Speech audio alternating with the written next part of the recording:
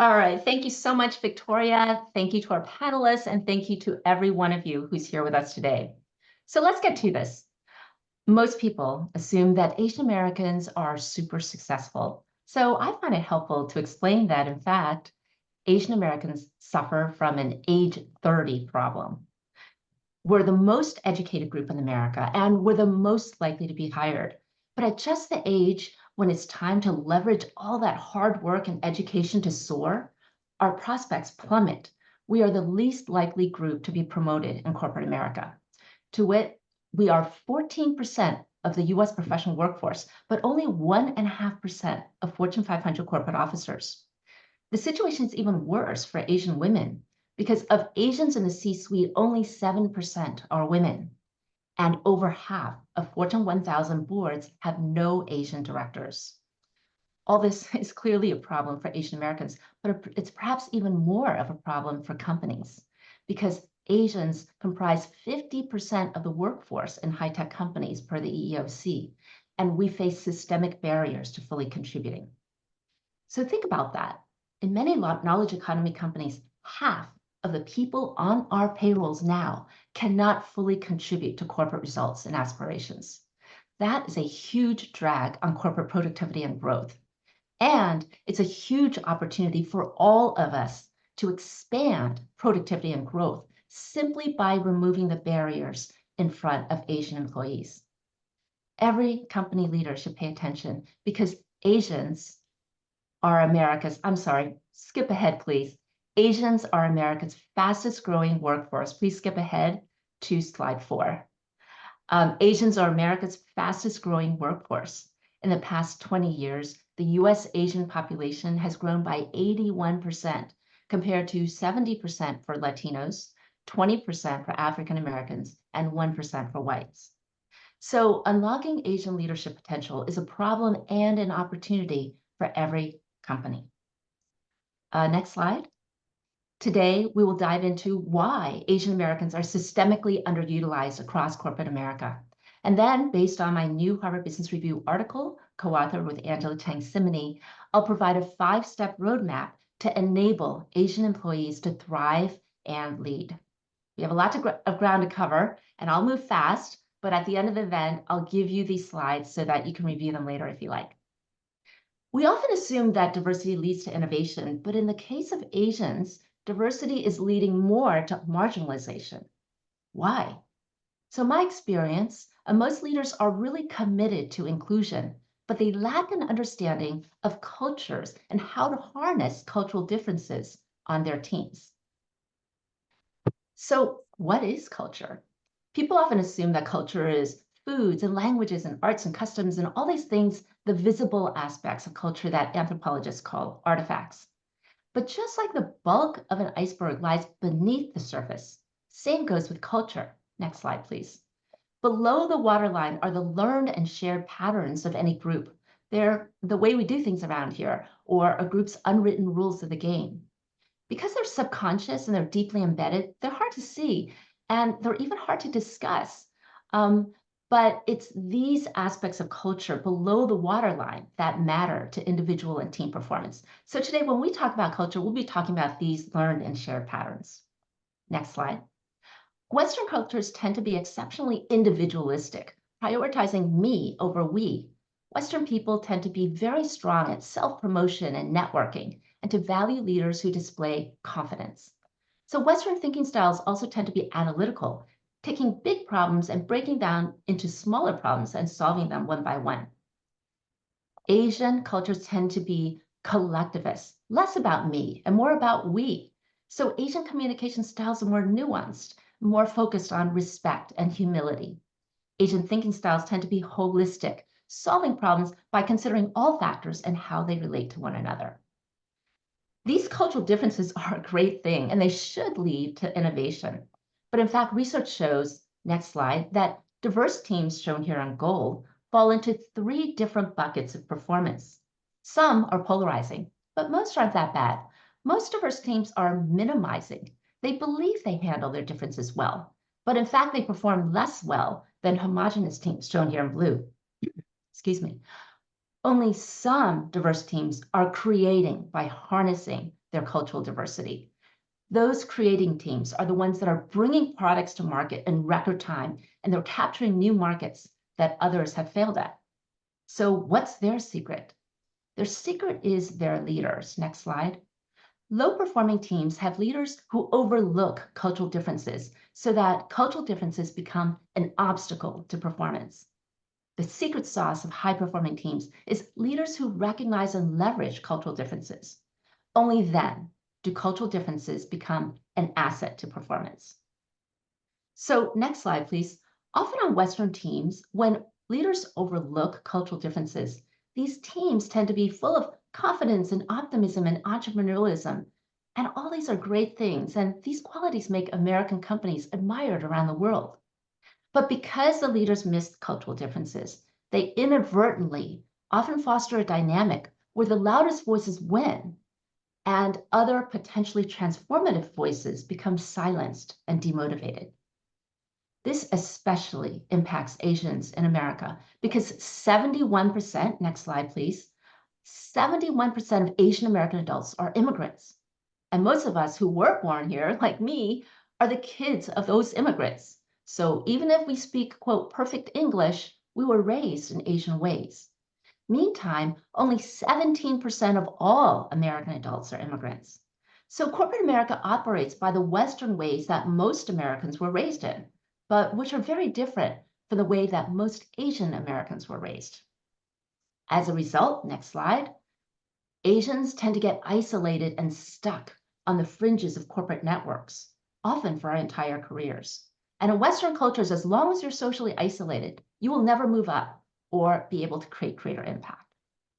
It's no surprise then that, as this Bain research shows, we hear about this more from Nishma, Asian Americans feel more excluded in the workplace than any other group.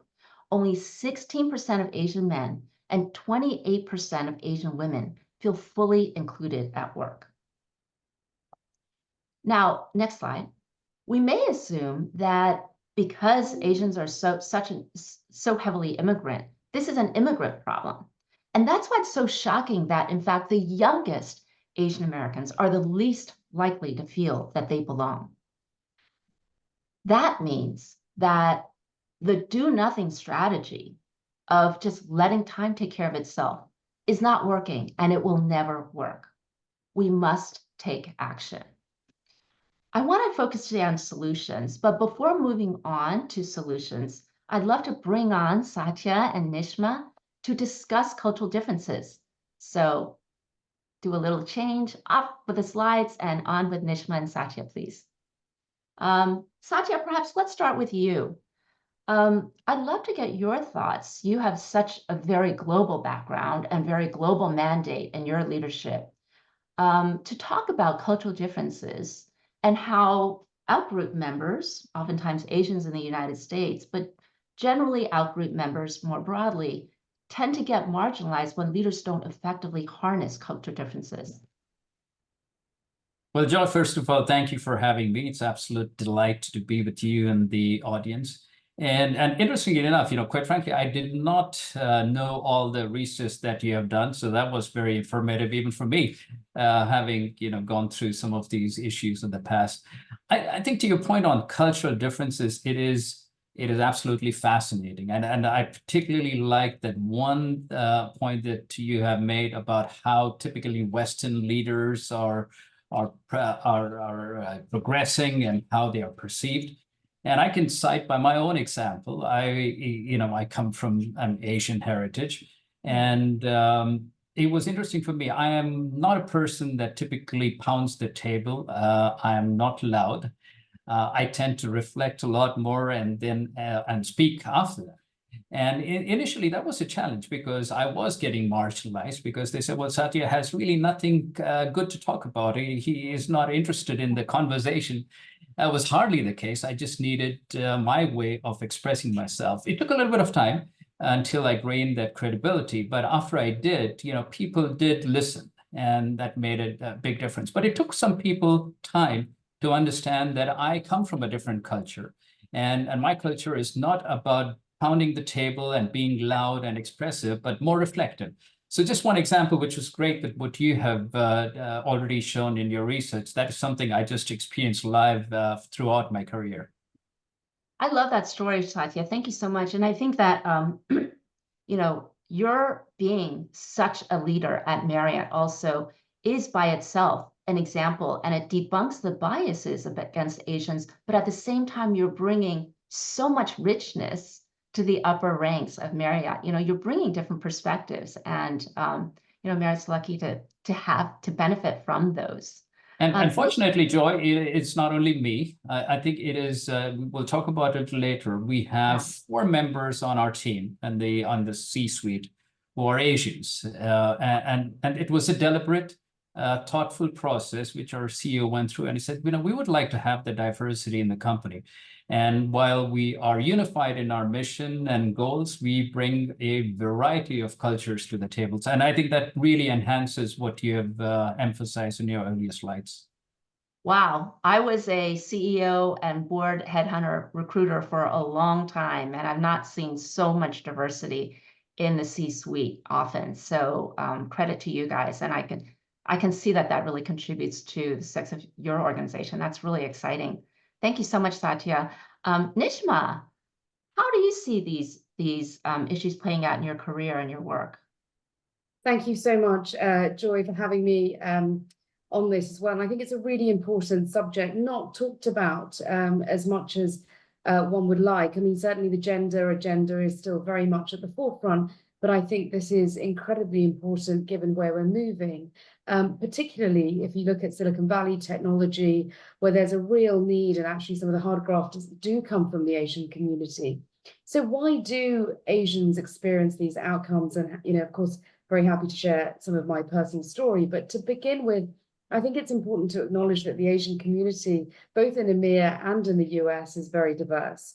So there isn't one Asian identity or experience.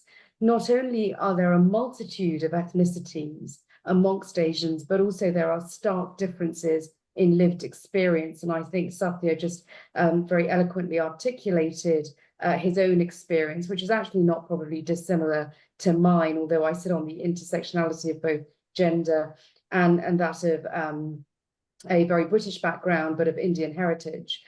So we look at socioeconomic statuses and cultural dissonance, depending on where an Asian family lives and how long they've been there.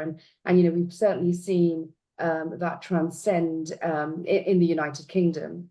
So one characteristic of Asians in EMEA, but particularly in the United Kingdom across the board, is that in one way or another, we struggle with the challenges of acceptance and assimilation.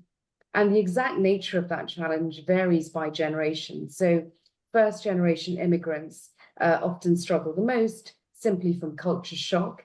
Second and later generation immigrants, which is where I'd sort of categorize myself, with different life and work experiences than perhaps my parents had, often deal with confusion, greater pressure to assimilate to Western cultural norms that can be at odds with familiar ones, and a feeling of being a perpetual foreigner in spite of being British by birth and citizenship.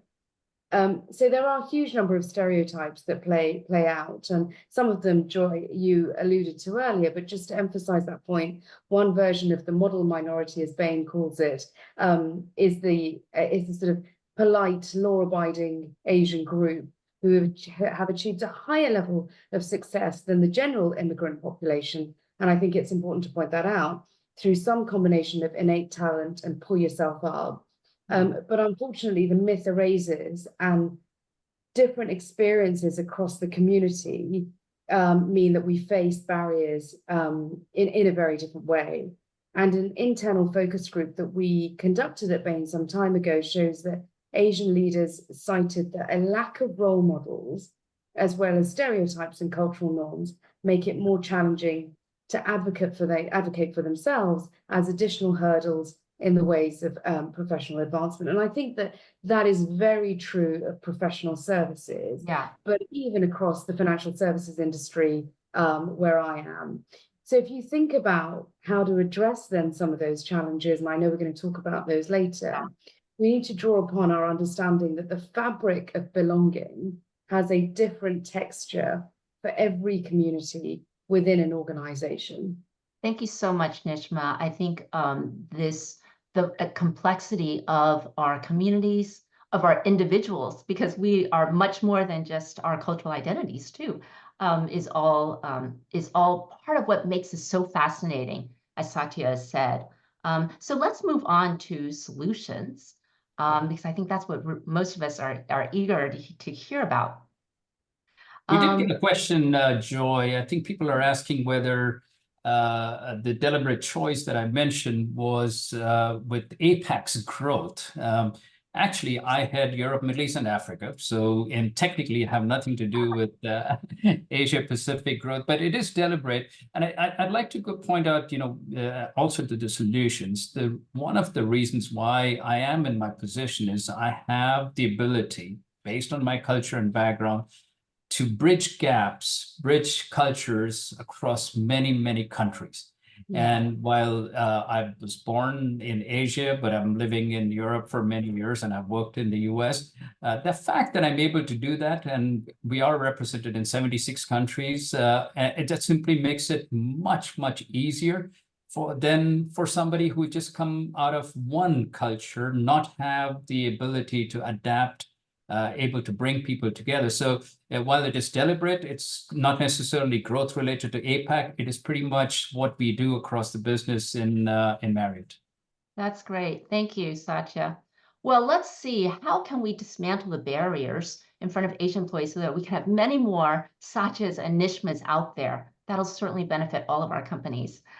So as I walk through this 5-step roadmap, again, we welcome all of your questions and comments into the Q&A. And after we go through this roadmap, we'll have a general discussion incorporating all of your questions. So please go ahead and type them in. Step 1, equip leaders to lead effectively across all cultures. Next, please. We can start by assessing where our leadership teams fall and our leaders fall along this continuum of multicultural effectiveness. So for 7 years, as I said, I recruited CEOs and board members of Fortune 500 companies. And now as a leadership trainer, we use tools like this to assess how effective they are at harnessing differences. So this scale ranges from monocultural mindset on the left to multicultural mindset on the right. Where a leader falls on this continuum has nothing to do with whether you're a good or bad person. This is all about how effective you are at leading across cultures. And where a leader falls along this continuum is mostly influenced by how much meaningful exposure they've had to cultures different from their own. Now, when my team and I train leaders, we find that 66% of leadership teams fall in this category of minimization. So let's take a deeper dive and see what that looks like. Minimizing looks like a leader who genuinely respects all team members and is committed to inclusion, but is unaware of the cultural roots of their own ideas and actions. So they're interested in cultural differences, such as customs and artifacts, but they don't fully grasp those differences that make a difference under the waterline. So they often overlay their personal cultural norms, overshadowing other cultural expressions on the team. They lead a team, therefore, which may be demographically diverse, but which remains culturally homogeneous. So looking at this list of traits, when we assess leaders, let's go back to that, please. When we assess leaders, we look at behaviors. Do you know any leaders who behave like this? Most likely you do, since, again, 2/3 of leaders fall in this category. For example, I often hear leaders say things like, oh, Asians are smart and hardworking, but they lack communication skills. In fact, Asians, the only thing we have in common is that we come from over 60% of the world's population. So when a leader makes these comments like this, denigrating the communication skills of 60% of the world's population, that simply reflects their own lack of sort of understanding of how to harness cultural differences. So I'm going to quickly go through this. Again, if you want to see this chart later on, I'm happy to provide them. But looking at behaviors, in minimization, we actually see that people who are natives to the culture have a very different experience on the team than people who are not native. When a leader is a cultural native, of the dominant culture, they assume commonalities which don't always exist. But cultural non-natives, particularly the Asians, face a dilemma. They have to either assimilate or be marginalized. People often ask me how I got appointed deputy mayor of Los Angeles at age 31. Well, I became the whitest Chinese person that you ever met because I'd always worked in minimizing environments, and that was the only way to survive. I had to shave off all those parts of me that are Chinese to be accepted. So minimization is better than polarization. It's further along, it's more effective, but we want to move leaders toward acceptance. This is where they deeply appreciate cultural differences, but they may not yet know how to adapt. So this may look like a leader who sees an Asian. It's like, okay, I know I'm not supposed to keep asking, but where are you really from? But they might not know really how to unlock the potential of that person.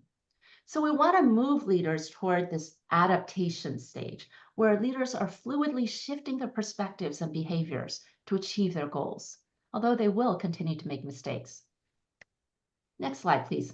Here are the outcomes for leaders in these different orientations.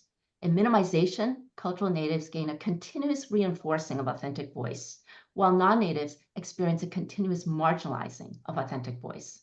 In acceptance, the outcomes are similar to minimization since leaders still haven't really made changes. Only when leaders are in adaptation can they enable everyone to be effective and authentic. Next slide, please. And here, I'm sorry, okay, let's go to the next slide, please.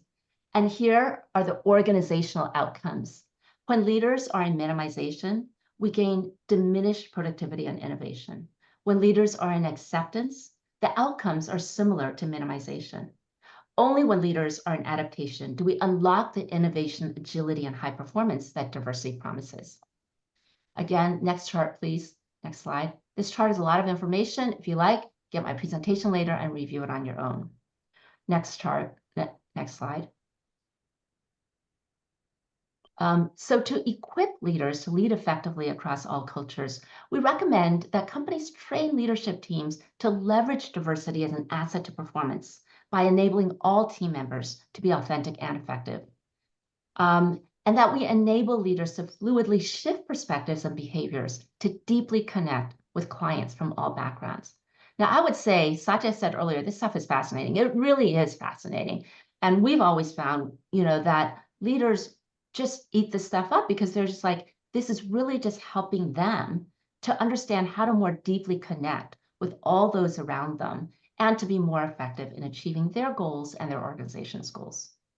Step 2, next slide, please. Equip Asian employees with the professional development that meets their needs.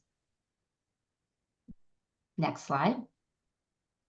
In Asia Society research has found that professional development is actually the #1 predictor of employee satisfaction and belonging among Asians, and that companies have consistently struggled to provide targeted professional development for Asian American employees. In fact, ineffective training often does Asians more harm than good, because when the training fails, companies often assume that the leaders lack leadership skills after all. And so the individuals get further marginalized, and stereotypes of Asians as poor leaders get further reinforced. Next slide. So the Asian American Psychological Association concludes that developing Asian American leaders requires organizations to consider the cultural context and tailor training to meet their unique needs. So how can we do this? I'll show you an example. Next slide, please. This is an actual example of our current training underway for a global material sciences company. You see here, there's a learning success roadmap, which helps Asian employees transition from peak performer on the left to extraordinary leader on the right. And at the bottom is a lightweight sponsor manager training program to enable those individuals to better harness cultural diversity and give them the knowledge and the skills to better support their Asian and other cultural non-native employees. Next slide, please. So step 2 is to equip Asian employees with professional development that meets their needs. We recommend that companies enable Asian employees to gain clarity and strength in their own cultural roots while mastering the unwritten rules of Western leadership cultures, and that we equip them to fluidly adapt their perspectives and behaviors so they can be effective and authentic in every situation. So those are the first two steps, the 5-step roadmap that we've presented in our HBR article. I'm going to stop right there and invite Nishma and Satya to come back and talk a little bit about professional development and how you see professional development fitting in to your overall investments in employees. Why don't we start this time with Nishma? Thank you, Joy. Look, I think professional development is absolutely key. And what you've just cited there is very real. A huge, if you think about at graduate level, when you look at Asian employees that are entering a sector that I can certainly talk to, which is financial services, you tend to find a lot of them, without stereotyping, have an analytical or a numerical degree. And so we see that across the board globally, and our research suggests that as well. And so then financial services becomes a good option, and many tend to take it. But what you then see at the sort of very top levels is that they don't progress to senior management. So you see them get up to what we call vice president, senior manager, but then they don't progress beyond that. So, based on that, you then see them leave at that senior manager grade and opt for a different career, potentially a line career, as opposed to remaining in trading within wholesale banking or insurance at very senior levels.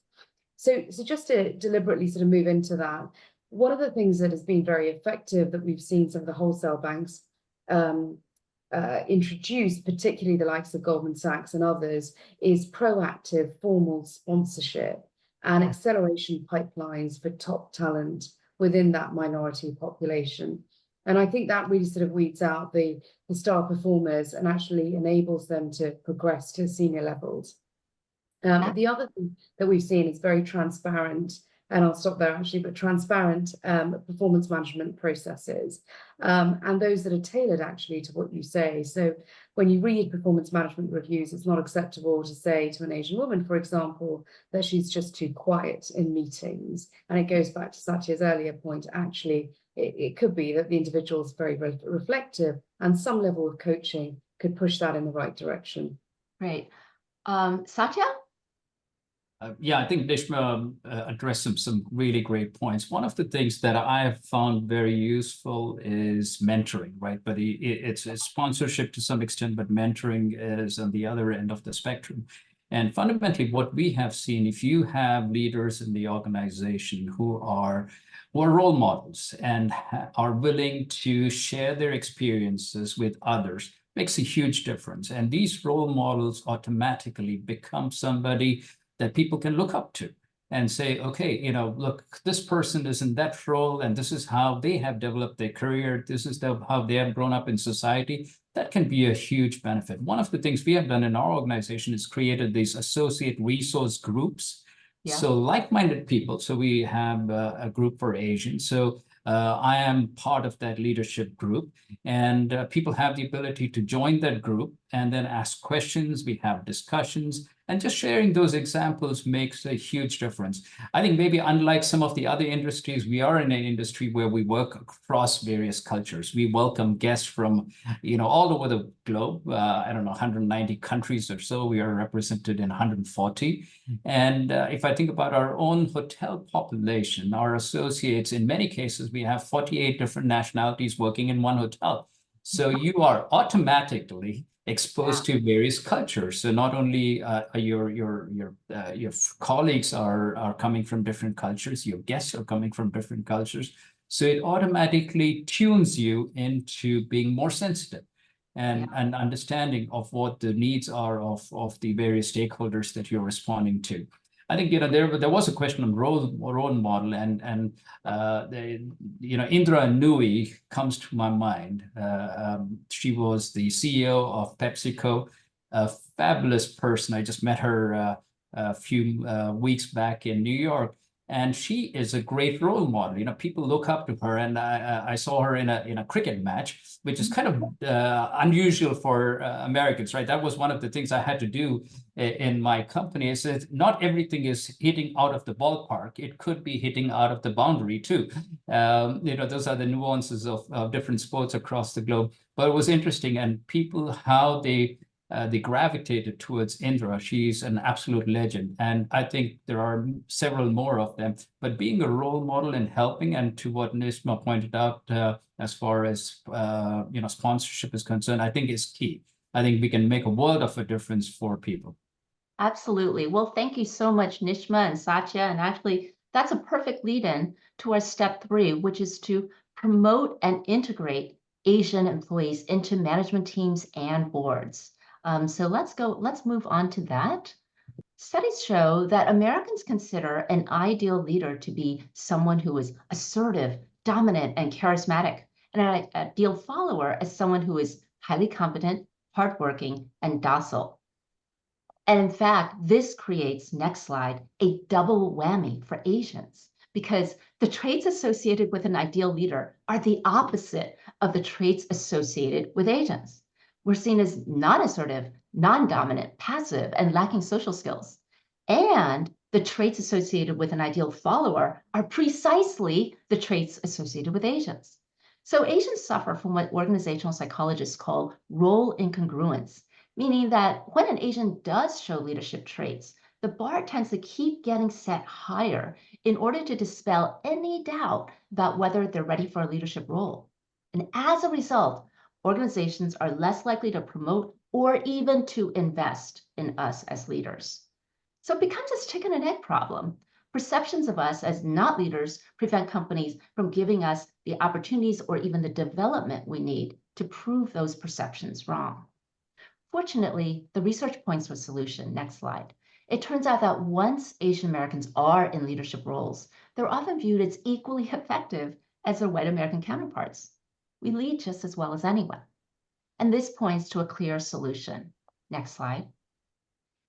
Promote and integrate qualified Asians into organizational management and boards. By doing this, we can do 2 things. We can debunk harmful biases, and we can expand leadership styles and perspectives, as we heard eloquently earlier from Satya. Step 2 is to integrate the Asians into the informal networks of leaders. This is so important. As an executive recruiter before, I saw so often we could put in the perfect candidate into any leadership team, but 6 months later, a year later, they're out. Why? Because they're not qualified? No, because it's culture fit, right? And so we need to understand, and actually our technical term in the recruiting business for that is called organ rejection, quite graphic.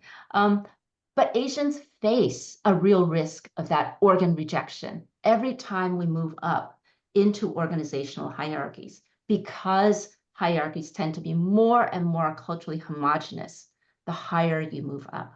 So we need to understand that risk of organ rejection, and we need to scaffold new Asian leaders with the informal networks that they need to be successful. Thirdly, establish mentoring programs open to all. We talked about this earlier. There's interesting Harvard research that shows that when you open mentoring and sponsoring programs to everyone, oftentimes majority group members don't even participate. One white guy, the researcher asked the white guy, why don't you join your company's mentoring program? And he says, no, thanks, I'm good. So oftentimes majority group members may have informal networks that are lifting them up.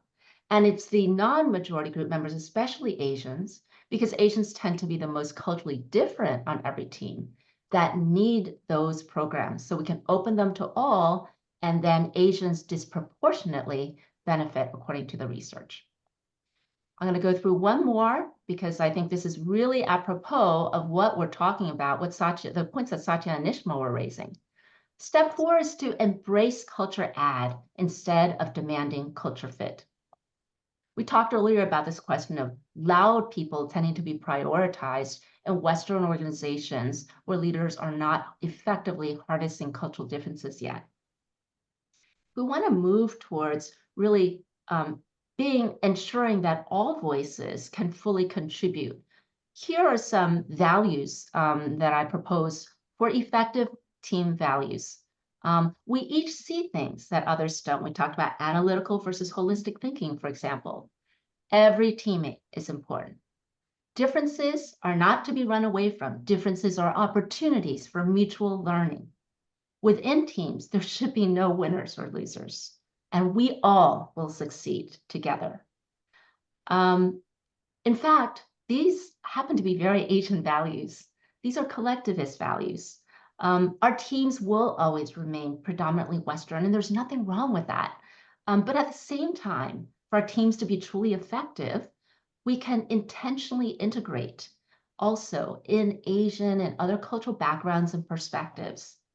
And to do that, we must embrace culture add instead of demanding or enforcing culture fit. To do this, companies can shift our processes to enable, value, and integrate every member. Establish more one-on-ones with Asians, with leaders, to foster that emotional bonds and to create greater psychological safety. Foster stronger emotional bonds for Asians with their teammates. And because humans rarely change our behaviors unless there are rewards for doing so, companies should assess, reward, and celebrate those leaders who effectively unlock productivity and innovation from diversity. With that, I'm going to stop talking, and I want to bring Nishma and Satya back. Satya, how about you? Again, this time, talk a little bit more about this idea of how do we take all these disparate people, if you have 30, 50 people from all different cultures in a hotel or in a team or an organization, how do you create that culture fit where everyone is valued? Great question, Joy. I think, first of all, you have to create an environment that is conducive to that way of working. And I think some of the points that you have raised are absolutely critical to be able to do that. One of the things that, I think if I go back to what you talked about, there is a point where you are willing to accept, but not really adapt. And that's an important distinction. To me, acceptance is like saying thanks, but no thanks. And I think you have to really adapt and say you are going to be willing to take people for what they are. And a simple example for me, and I've learned that over time, is we all come from different backgrounds and we have different accents. And we typically say, well, you've got to adapt and use the same terms and way of speaking of corporate America, for example, right? And that's not necessary. And we have gone out of our way to say, to say that's perfectly acceptable if you have an accent which is thick in a particular way, as long as people are able to understand it makes sense. So just simple things can make a big difference. The other thing which I have learned to do is particularly don't have big groups if you're worried that people will not be able to express their opinions, right? So I do know that certain cultures it's more difficult for them to speak up. So I have smaller groups, then I have a chance to do those one-on-ones or smaller group activity where I can really listen to them and hear what they're thinking, and they have the opportunity to really to do that. Those are just some simple examples of how I have gone about. And it's been immensely valuable to me because I learn in that process as well. But also my team members and others in the area, they're able to do that. Now, like I said, in our hotels, it's a little easier because you have no choice. You simply have to be able to connect with people from different cultures. Yeah, that's awesome. I love that point that we're all learning from one another. And it's not something to push away from, it's something to really embrace. Nishma? Yeah, I'm going to build on Satya's point and the points you've made earlier, Joy. Actually, I think culture is incredibly important in an institution, but inclusion is even more important. And I think that's what we're all trying to say. So there are sort of 3 or 4 things that I think that organizations have to really consider when they're bringing on individuals from a cultural and diverse background. And those are really around, I think there's a statement that really matters. What gets measured gets managed in institutions, right? So if you're allowing individuals at the top level to see the bottom line, actually, how is it impacting your bottom line to retain those rising stars. So I'm certainly not saying that academic success correlates to leadership at the top level. And I think we know that it doesn't. But actually, there has to be a culture of senior management that makes bold interventions to remove unacceptable behaviors. And that still exists in many organizations. There needs to be the ability to define and take symbolic acts, acts of vulnerability, acts of role modeling. And Satya mentioned earlier, Indra Nooyi is one of them, and there are many leaders, particularly in the tech organizations, as we know. And I think it's up to the individual to think about who that role model might be. But often we're hearing more and more through the recruitment process and through the promotion processes that they want to see these individuals in their own institutions so that they can aspire and they can understand that actually I can get there if that individual has got there. And I think that's really key. And then advocating zero tolerance towards exclusionary behavior. And I think that's really important. And often management or leadership isn't willing to do that. But you need to be able to make those bold moves for that to happen. And then to really conduct, and that's the final point, is to be able to check that you've brought these people into the institution, you've given them all that great training and sponsorship, but actually, do they feel included? Because if they don't, you're not going to be able to retain them. And what can you do? And one of the things that we do at Bain, and we've seen many other institutions adopt, is frequent pulse checks. And I mean on a weekly basis, not an employee survey on an annual or 6-monthly basis, to ensure that that individual feels included. And I think those of Asian backgrounds need to feel that even more. And that needs to be checked on a regular basis. Great. Well, thank you so much. I see questions rolling in. They look really interesting, and I want to really get diving into them. Let me just present this step 5, and then we'll open this up to a broader discussion as well as our questions. Let's move on to step 5 then. Leverage Asian employees to power domestic and global expansion. So up until now, we've really been talking about how do we increase productivity of our teams, increase team performance, basically invest in our bottom line. Now let's talk about Asians and their potential impacts on top line growth. Asians are not just America's fastest growing workforce. Asians are America's fastest growing consumer and business markets. Not only that, particularly given the immigrant nature of our Asians, we provide extensive knowledge and networks to 60% of the world's markets. So rather than pigeonholing Asians into back-end technical roles, we can think about leveraging Asian employees as potential drivers of top-line growth. And to use Asian employees help us stay at the forefront of market trends. So just as an example, the world's largest bank, JPMorgan Chase, has a dedicated Office of API Affairs, which enables culturally responsive services. So in their research, they found that there's a growing need for succession planning in U.S. Asian communities, because U.S. immigration laws changed in 1965, allowing many more Asians, especially highly educated Asians, to come over. Many of them set up businesses that they are now looking to exit. Their kids don't want to take over. They're looking to exit these businesses. So the bank has identified this as a really interesting market. They're working with community groups to provide succession planning workshops and specifically linguistically and culturally tailored services to this growing segment. That's just one example of how, next slide, please, we can leverage Asian employees to power domestic and global market expansion, tap into their cultural linguistic skills to access the fastest growing business and consumer markets, and leverage their networks to access the world. Next slide, please. This is our 5-step roadmap that's summarized on this page. You can refer to it later if you want to get my slides. People often ask me, well, gosh, all this sounds great, but how much is all this going to cost? How much should I invest in Asian employees? It's always kind of a tricky question, right? We always say people are our most important assets, but how much should we invest? We invest $50,000, $100,000, $1 million. So to help guide financial decision makers in this question, in our HBR article, we actually calculated, next step, the cost of inaction and the ROI of taking action. Because anytime we take a step, right, we're not just looking at the cost. We need to look at what is the potential return of investment. And what we calculated is that by better utilizing Asian employees A 1,000 employee high-tech company can boost annual profits by $17 million and shareholder value by $170 million.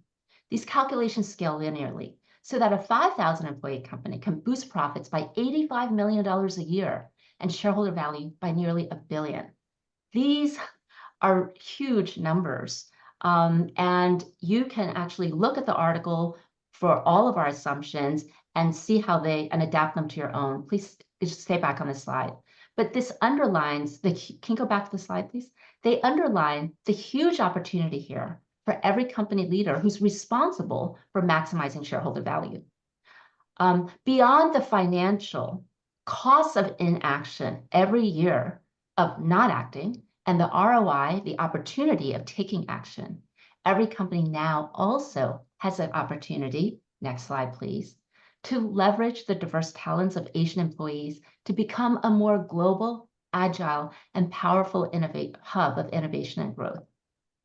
So I hope I've given you an idea or two that you can use in your own work in this particular slide presentation. If you'd like to get my slide presentation, you can go to that QR code, but I think we'll actually also, we'll email you the link so that you can download those if you like.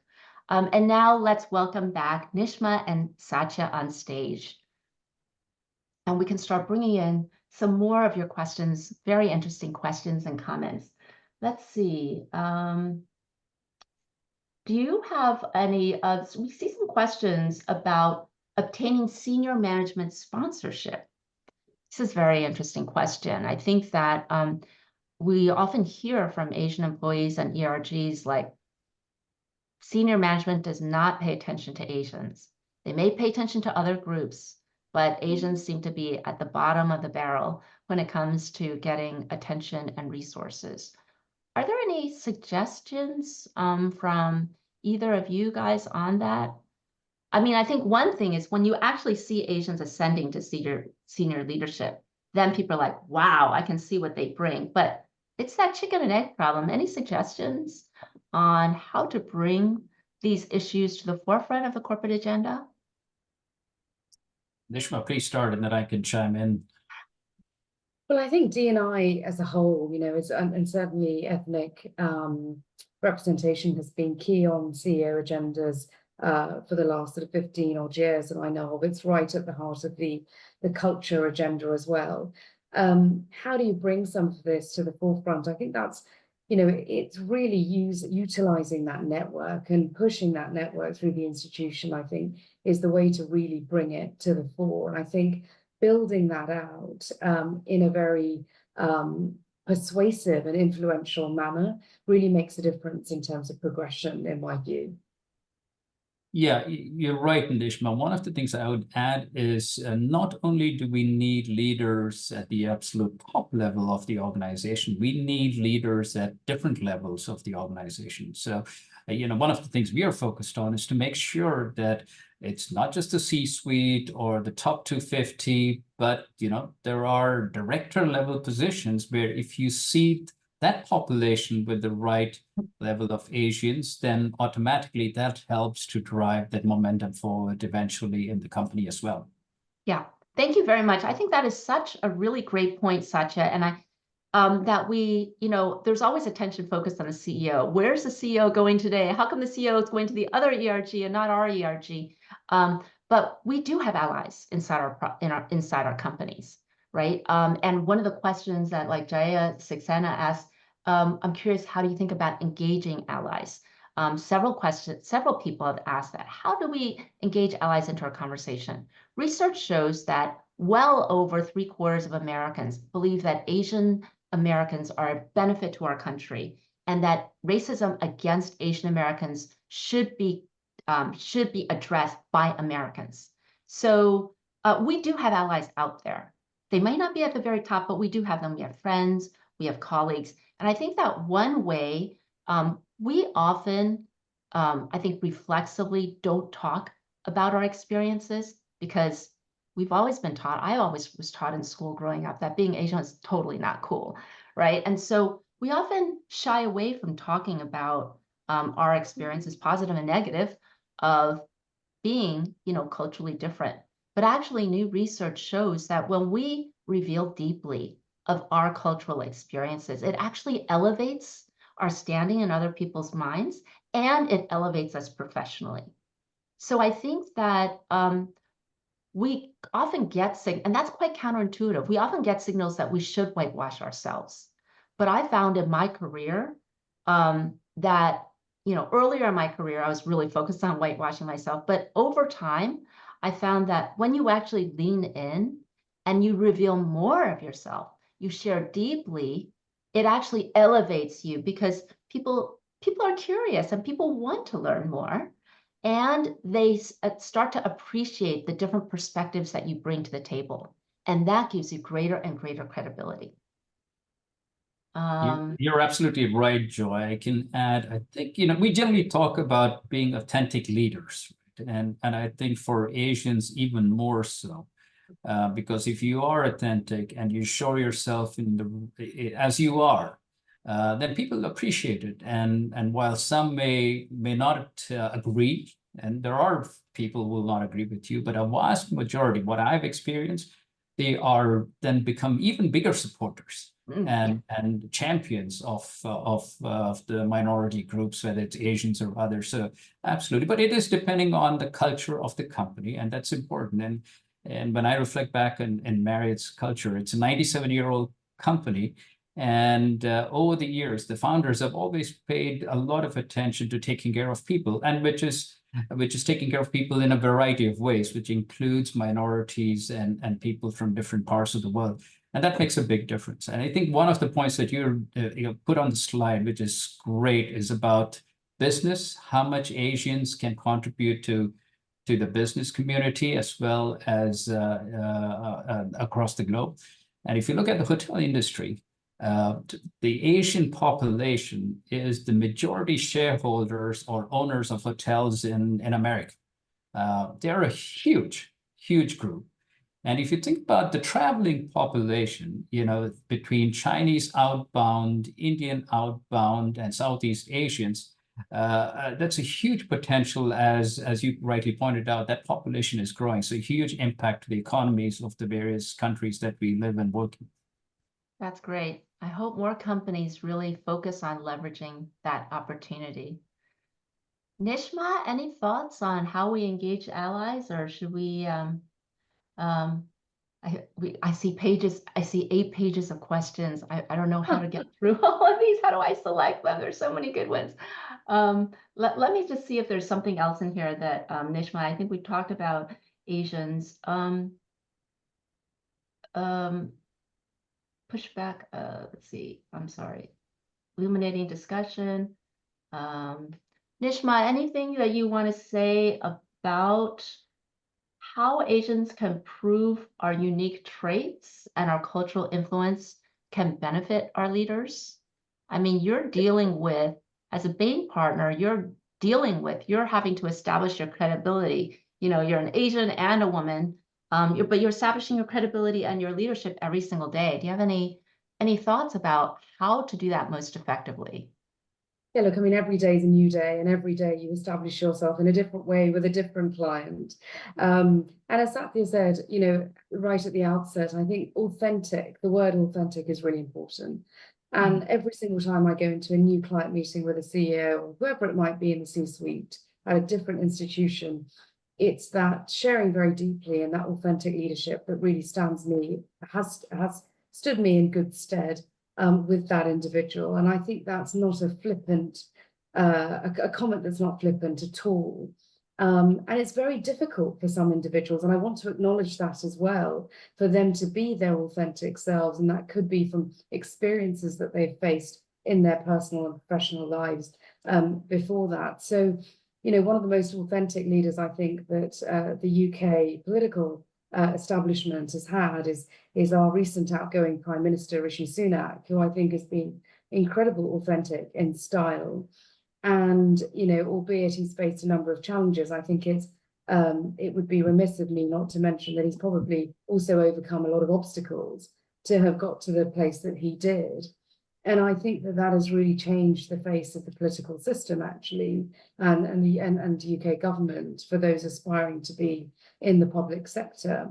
And that's been a really important facet of that. So allies at every level are really important, and it's not just at the CEO level, but all the way through the institution. Thank you so much. I see that we're 2 minutes before. There's a very interesting question about diversity in the current DEI environment that I want to get to. Also, our two panelists, Satya and Nishma, have graciously agreed to stay on for a few more minutes. So if anyone who's in the audience would like to stay with us for maybe another 10 minutes or so, we'll continue this conversation. For those of you who need to leave, of course, go ahead and leave. I do want to address before the top of the hour this question about DEI in this currently challenging environment, and how do we continue dismantling barriers to Asian employees thriving in this environment. I guess the way that I've been approaching it is to look at it from the standpoint not of employees, but from the standpoint of companies. So when I talk to company leadership, it's less about how do we take down the glass ceiling for Asians, how do we make things more fair for Asians, and more about, well, what are the constraints? You know, given the current continued interest rate uncertainty, I know we're considering layoffs, you know, job cuts. We want to lay off 10% of our workforce, but on the other hand, we have 50% of our workforce is sitting here, but not fully contributing. What if, you know, if our focus is on efficiency and productivity, what if we enable half our workforce? And what would that cost, and what would be the ROI? So I guess one way that I would suggest looking at this is not from the quote DEI lens, but from the standpoint of what leaders' priorities are. You know, that's sort of the way that we do things in politics, right? Understand, we want to reach somebody, understand what are their top 3 priorities: profits, maximizing shareholder value, productivity. If those are the top 3, well, what's the nexus between what I'd like to see done and what their priorities? How can we help our leaders achieve their top 3 goals more quickly and easily? And to frame it that way, but also to develop the actions to do that. Is there anything in these lists of comments and questions, Satya and Nishma, that you feel like you want to specifically address? Those are the 2 biggest ones that I've seen in here. DEI. Yeah, Joy, one of the things I saw on the list, one of the audience members had mentioned, is that we have to separate, you know, the Asian community into more diverse groups, right? And I remember myself, you know, being in America, we had to fill out a few of those forms, and typically, you know, you would have, you know, African American, Latin Americans, et cetera, and there would be one for Asian. And I would say, well, I am Asian, but everybody meant Asian Chinese. I said, well, you know, Asia is big. So I said, we have to diversify. So we have made a big effort. So today, if I fill out a form, it does specifically say Asian Chinese, Southeast Asians, continent India. So you are able to separate, because while we are Asians across the board, and many of the cultural values that we bring to the table are similar, we do have different you know, approaches to certain things. So I think it's also important as leaders to be able to think through that as an organization, to differentiate that as well. So that was a great point that one of the audience members put forward. Great, thank you so much. Yeah, there's been a big push towards developing more granular data. Because the experiences of East, South, and Southeast Asians are all very different, not to mention the specific ethnicities under that. Yeah, thank you so much for Satya. That's interesting that you guys have started that push. Many companies have not yet done that, but that's important to better understand the experiences of our own employees. Nishma, is there anything in here? Sorry, Jo, I was just going to mention one. I think an important question that came up was, what can early career professionals do to drive their leadership roadmap? And I think often, you know, certainly research shows that those from an Asian background tend to focus on academic prowess and studying very hard, which of course is very important. But actually building out your network from day one is equally important. And I think that many Asians actually don't show up to do that. They are naturally very quiet to exchange business cards or to make small talk. But it's a very important part of the process, building that out as we become more global, as the ecosystem has changed. And so, the question is, how do I drive that leadership roadmap? And I think everything else has to be there, of course, but building out your network from day one is incredibly important. Yeah, absolutely. Diverse identities. Yeah, and as you're reflecting on some of the questions, I can echo Nishma's comment immensely, because if it had just been on academic progress, I would certainly not have made it to the C-suite. Yeah, but I think one of our, Leah has pointed out that she's part of one of our associate groups. And thank you for doing that. We're immensely proud of your contributions and being willing to participate in these groups. So thank you, Leah. Riba Rashid, who's the Chief Diversity Officer at Consumer Reports, asks, how do majority leaders respond when they see this data? What stands out most to them, and what are they most driven to act on? That's very interesting. As I said earlier, and I feel like one of the themes I hope that people have gotten from our research and from the article is that most leaders, I think that sometimes leaders have gotten a feeling during this DEI debate that of shame, or it's gotten to a point, it's so politicized that they're almost afraid to speak out, because I feel like there's going to be a gotcha moment. Someone's going to take something that they say maybe out of context, or maybe they say something out of ignorance by accident, and then there's going to be a big problem. So many leaders are hesitant to even speak about this, and that's not healthy at all. I feel like we're all learning, and in my experience talking to leaders really truly want to be inclusive. Okay, they honestly, for the most part, do. And the problem is that we all have these cultural goggles that we're all born with, and leaders oftentimes, they live in these bubbles. They don't get much meaningful exposure to other cultures, and so they haven't developed those muscles of learning how to effectively connect, because humans have evolved to stick with our own tribes over thousands of years. And so really, I think the central question for leaders, having selected leaders for so long, is I find leaders, there are many who are excellent at leading, incredible at leading people similar to them. It's much harder for all of us to lead people who are different from us. But it's a challenge that I find leaders, once this is brought up to them, they find it a very exciting challenge, because learning to lead effectively across cultures. And my experience is when leaders see this, when they've seen our HBR article, they're just like, wow, that is so interesting, because they want to learn new things. And it's exciting to be able to be more effective leader, but also to be a more effective human, to learn how to better connect deeply with people from other cultures and to enable everyone around us to thrive. I think people really want that. And I think if we can frame all of our work, I'm just not talking about me, I'm like everyone who's here on the call, of unlocking Asian potential is also unlocking the leadership potential of our leaders. One of the things that slightly worried me, Joy, as I read down the questions, is there's a lot of reference to mentoring, but no reference to sponsorship.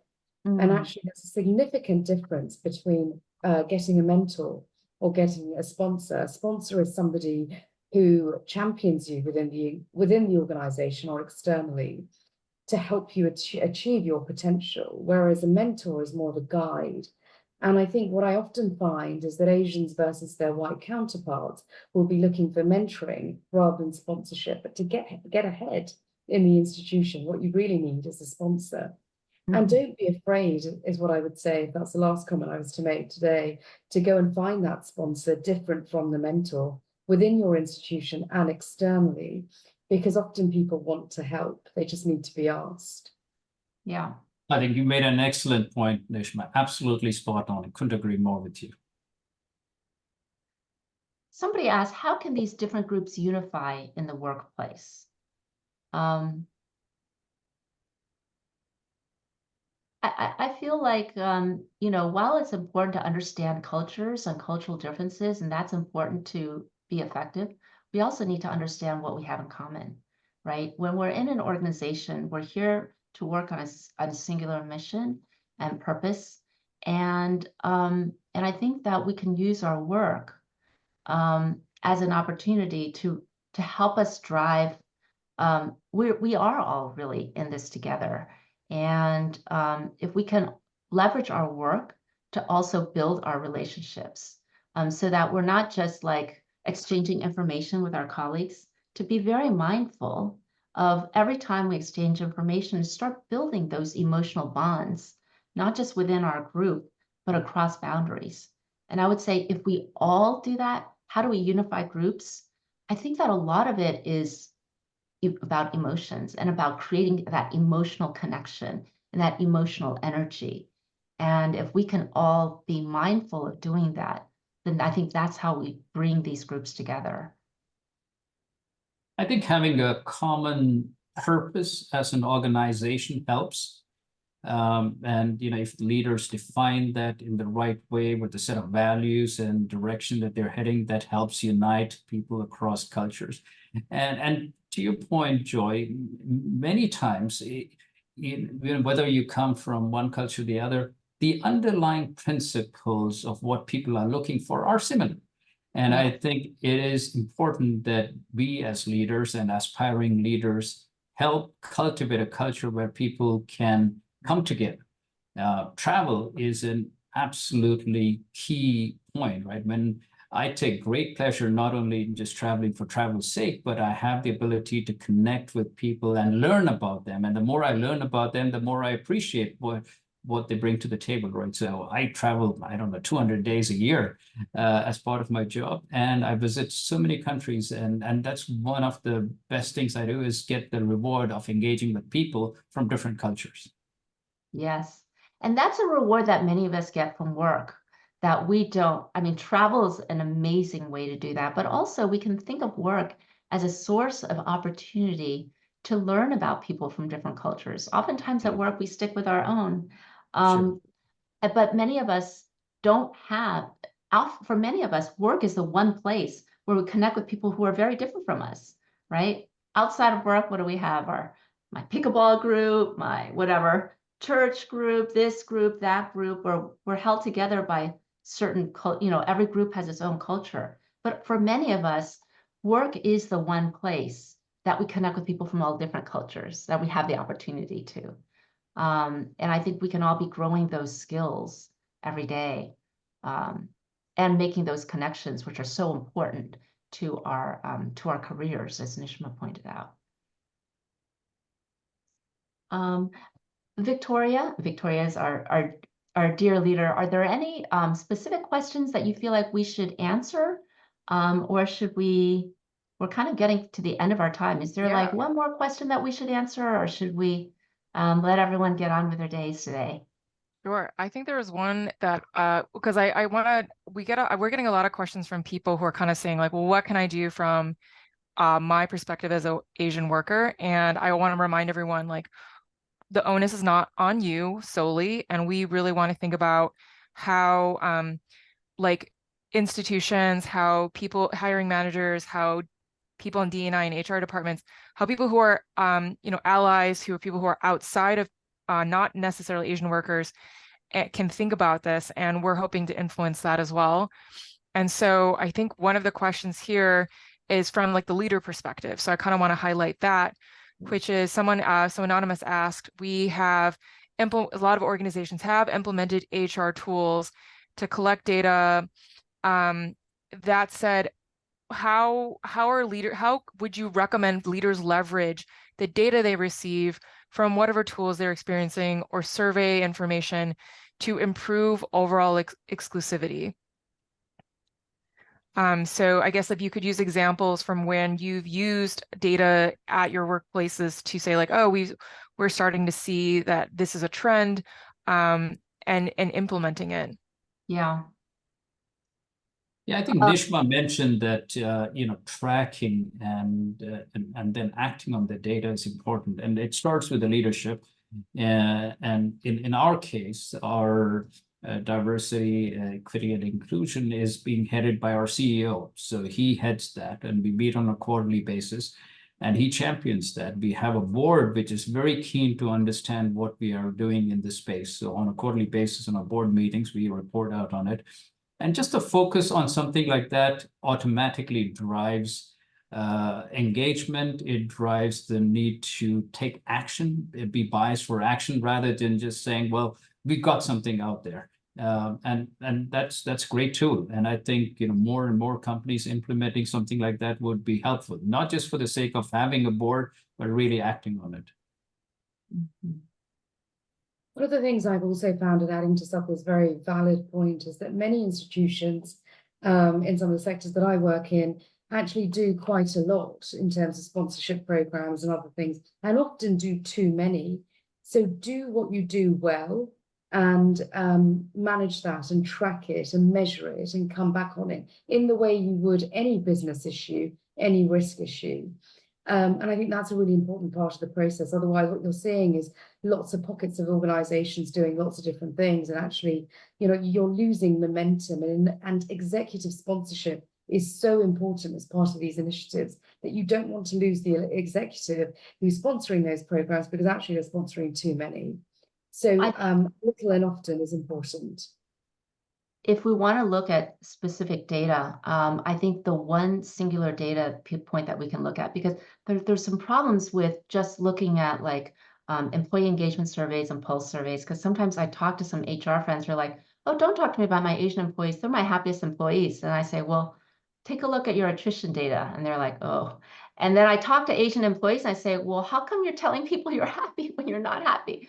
And they say, well, I didn't want to hurt my boss's feelings or something. So there may be some cultural issues involved in sometimes like how questions are worded and all of that.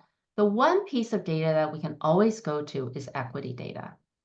Asians remain the least promoted group across corporate America. And in fact, in the last 10 years, Asians have become, and this is per amazing research from Buck G at Ascend through and published by Ascend Foundation, is that the